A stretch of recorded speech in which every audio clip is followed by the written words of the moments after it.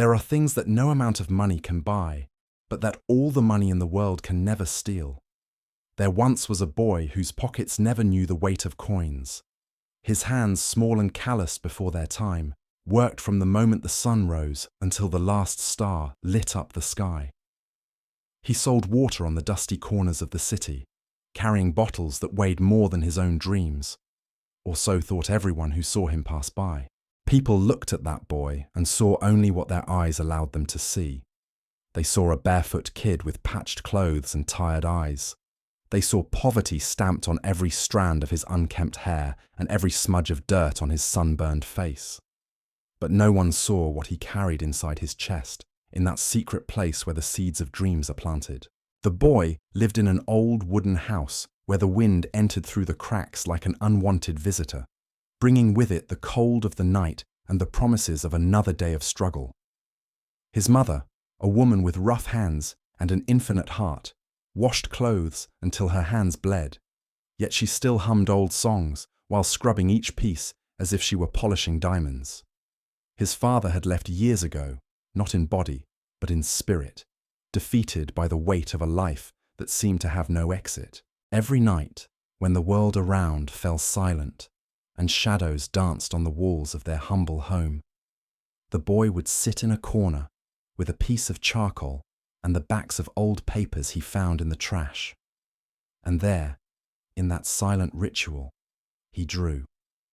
He drew buildings that touched the clouds, bridges that crossed impossible oceans, and hanging gardens that seemed to float in the air. His charcoal-stained fingers created entire worlds, universes of possibilities that no one else could see. His mother, seeing him every night absorbed in his drawings, felt her heart shrink. She knew that great dreams were born in small hearts, but she feared that reality, cruel and relentless, would one day crush those wings before they could even learn to fly. She had once dreamed herself, a long time ago, but life had taught her that dreams do not fill bellies or pay bills. One day, while the boy was selling his water bottles in the city's central square, he saw something that made his heart stop. There, rising against the blue sky like a giant of crystal and steel, was a new building that hadn't existed the week before. It was the most beautiful building he had ever seen, its windows shining like gold mirrors under the midday sun. At the foot of the grand entrance, men in suits were talking, holding rolls of paper that the boy imagined were the magic drawings that had given life to that magnificent structure. He approached, forgetting for a moment his water bottles, forgetting the hunger gnawing at his stomach, forgetting everything except that vision of beauty and possibility. A large, intimidating security guard soon shooed him away with a rude gesture of his hand, as if chasing off a stray dog. But before the boy could walk away, one of the men in suits, an elderly gentleman with grey hair and kind eyes, saw the scene and called the boy back. "Why were you looking at the building with such interest?" the man asked, his voice as soft as a spring breeze. The boy hesitated, feeling the words stuck in his throat like caged birds. Finally, with a trembling voice, he replied, "Because one day, I'm going to build a building even more beautiful than this one." The silence that followed was deafening. The other men laughed, their laughter echoing through the square like the sound of breaking glass. One of them, with a red face and a large belly, pointed at the boy's bare feet and said with disdain, "You build something like this? Kid, you don't even have shoes. How are you going to build buildings?" But the grey-haired man did not laugh. He knelt down until he was at the boy's eye level and asked, "Do you know how to draw?" The boy's heart beat faster. With trembling hands, he pulled a piece of crumpled paper from his empty pocket, one of his nightly drawings. The man unfolded it carefully, like someone handling an ancient treasure, and his eyes widened. There, on the stained and yellowed paper, was a drawing of surprising beauty, a school with gardens, rooms full of light, and children smiling in every window. "Who taught you to draw like this?" the man asked, his voice now tinged with respect. "No one," the boy replied. "I just think big, and my fingers follow my thoughts." The man remained silent for a long moment, looking back and forth between the drawing and the boy. Then he did something that would change everything. He took a card from his pocket and said, "Come see me tomorrow at this address at 7 a.m. Don't be late." That night, the boy could hardly sleep. His mother, upon hearing the story, shook her head sadly, fearing it was just another empty promise the world made to the poor. But she saw something different in her son's eyes that night, a flame that could not be extinguished by reason or fear. Before the sun had fully risen, the boy was already up, running through the city streets with his crumpled paper in his hands. He found the address, a large office full of desks with drawings, strange tools, and people working with deep concentration. The grey-haired man was waiting for him. "You came," he said, smiling. Few would have had that courage. For months, the boy began to frequent that office. He received no salary, had no title, and didn't even have his own chair. But he had something more valuable. He had access to knowledge. He observed, absorbing every word, every line, every technique. He mopped the floors, organized papers, made coffee, and in every humble task, he learned. His eyes were like sponges, soaking everything up. The other employees treated him with indifference or contempt. "The floor boy," they called him. Some made cruel jokes about his empty pockets and his too big dreams, but the grey-haired man, whose name was Mr. Arthur, saw something the others didn't. He saw fire where others only saw smoke. One night, Mr. Arthur asked the boy to stay after everyone else had left. He placed a complex project on the desk, a challenge his team had been trying to solve for weeks: how to build a bridge over a treacherous river on unstable ground with a limited budget. "Show me how you would think, Mr. Arthur said, handing the boy a pencil and paper. The boy sat down, his hands trembling, not from fear, but from emotion. And then he did what he always did. He thought big. His fingers began to dance across the paper, creating lines that turned into curves, curves that became arches, arches that blossomed into an elegant and impossible structure. He drew a bridge that seemed to defy gravity, one that used the force of the river itself to sustain itself, a bridge that transformed the obstacle into the solution. When he finished, the silence in the room was absolute.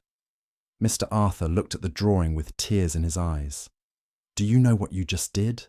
he asked, his voice breaking.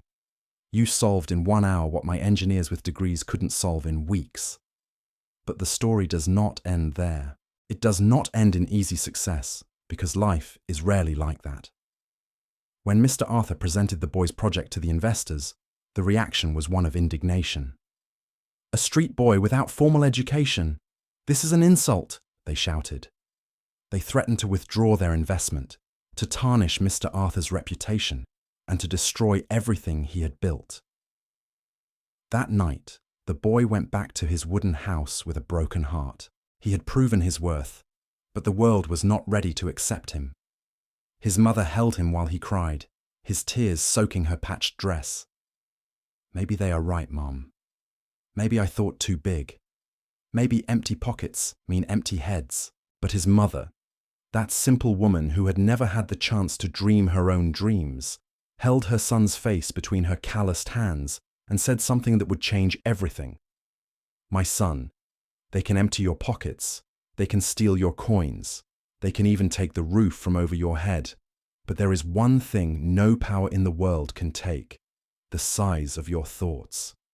Because thinking big isn't about what you have, it's about who you are." That night, something changed in the boy. It wasn't anger, it wasn't despair. It was a crystalline clarity, cold as ice and strong as steel. He realized that his true power had never been in being accepted by the world, but in transforming it. He went back to the office the next day, but not as the floor boy. He went back as someone who finally understood that empty pockets were just part of the journey, not the final destination. Mr. Arthur, seeing the determination in his eyes, made a decision. He would present the project again, but this time he wouldn't mention who had created it. He would let the work speak for itself. The bridge was built, and when it was inaugurated, newspapers from all over the world published its photo. "The Impossible Bridge," they called it. Elegant, efficient, perfect. The same investors who had mocked the boy now competed to know who had created that marvel. At the opening party, surrounded by important people with full pockets and fake smiles, Mr. Arthur took the stage, asked for silence, and said, "I want to introduce the true architect of this bridge." And then, to everyone's shock, he called the boy. The boy walked onto the stage.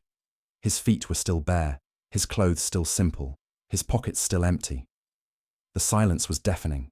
And then, slowly, one person began to clap, then another, and another, until the entire room exploded in applause, not of agreement, not of full acceptance, but of reluctant recognition of a truth that could not be denied. But the boy did not smile.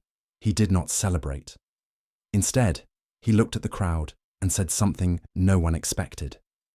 "You applaud now because you see the result, but how many of you would have applauded when my pockets were empty and all I had were dreams? How many of you would have believed in a barefoot boy who dared to think big?" The silence returned, heavy and uncomfortable. And then the boy continued, his voice now softer, gentler. "I didn't build this bridge to prove you wrong. I built it to prove her right." And he pointed to his mother standing at the back of the hall, tears rolling down her tired face. "She taught me that the size of our dreams is not measured by the weight of our pockets, but by the strength of our hearts." Years passed, the boy grew up, but he never lost that essence of someone with empty pockets and a full mind. He became one of the most respected architects in the world, not for building the most expensive or tallest structures, but for creating spaces that transformed lives, schools in marginalized neighborhoods, hospitals in forgotten villages, bridges that connected isolated communities. Every project he created carried an invisible signature, the memory of a boy who dared to think big when the whole world told him to think small. Mr. Arthur, now old and near the end of his days, once said in an interview, "I didn't discover a talent. I only had the humility to recognize that empty pockets do not mean empty minds. The greatest wealth we can have is the courage to think beyond what our eyes can see." Hi. And the boy's mother, who never stopped washing clothes even after her son became rich, because she said honest work was her daily prayer, summed it all up in a simple phrase she always repeated: "They can take everything from you except the size of your dreams." Because there are truths in this world that no diploma can teach, no fortune can buy, and no poverty can erase. One of those truths is that the power to think big doesn't need permission, doesn't wait for the perfect moment, and doesn't care about the size of your pockets. It only needs one thing: the courage to believe that you are more than the mirror shows, more than the bank account says, and more than the voices around you whisper. The boy in that story was real. Maybe you know him, maybe he is you. Because in each of us exists a boy or a girl with empty pockets and immense dreams, just waiting for us to have the courage to think big enough to transform the impossible into the inevitable. And when they asked the man that boy became what the secret to his success was, he always responded with a smile. "I never had anything in my pockets, so I learned to keep everything in my heart." And the heart, unlike pockets, is never empty when you learn to fill it with dreams. True wealth is not measured by what we carry in our pockets, but by what we build with our empty hands and our full minds. Because in the end, it is ideas that change the world, not coins. It is dreams that build bridges, not diplomas. It is the courage to think big that transforms barefoot boys into the architects of destinies.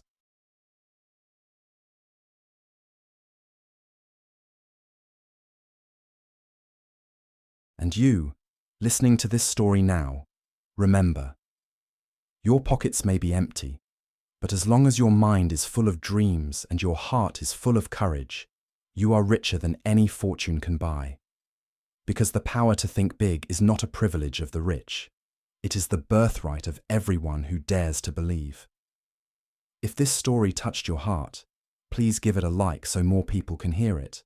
Share in the comments what big dream you carry inside you, regardless of the size of your pockets. And don't forget to subscribe to Fable Haven for more stories that remind us who we truly are and what we can become.